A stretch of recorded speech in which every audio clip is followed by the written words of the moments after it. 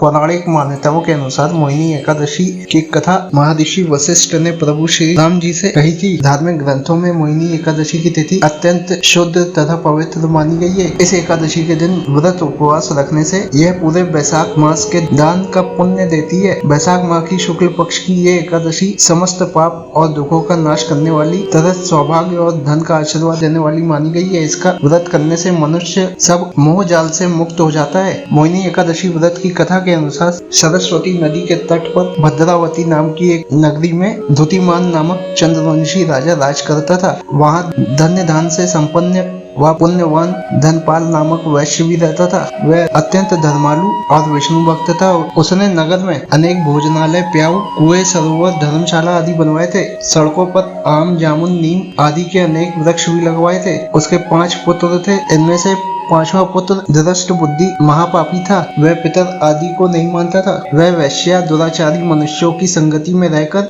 जुआ खेलता और स्त्रियों के साथ भोग विलास करता तथा मद मांस का सेवन करता था। इसी प्रकार अनेक कुकर्मों में वह पिता के धन को नष्ट करता रहता था। इन्हीं कारणों से त्रस्त होकर पिता ने उसे घर से निकाल दिया था। घर से बाहर निकलने के बाद वह अपने गहने कपड़े बेचकर अपना निर्वाह करने लगा। जब सब कुछ नष्ट हो गया तो वैश्या और दुराचारी साथियों ने उसका साथ छोड़ दिया। अब वह भूख प्यास से अति दुखी रहने लगा। कोई सहारा न देख चोरी करना सीख गया और एक बार वह पकड़ा गया तो वैश्य का पुत्र जानकर चेतावनी देकर छोड़ दिया गया, मगर दूसरी बार फिर पकड़ में आ गया। राजा की आज्ञा से इस बार उसे कारागार में डाल दिया गया। कारागार में उसे अत्यंत दुख दिए गए। बाद में राजा ने उसे नगरी से निकल जाने को कहा। वह नगरी से निकलकर वन में चला गया। वहाँ वन्य पशु पक्षियों को मारकर खाने लगा। कुछ समय पश्चात वह बहेलिया बन गया और एक दिन भूख प्यास से व्यथित होकर खाने की तलाश में घूमता हुआ कौंडिन्य ऋषि के आश्रम में पहुंच गया। उस समय वैशाख मास था और ऋषि गंगा स्नान कर आ रहे थे। उनके भीगे वस्त्रों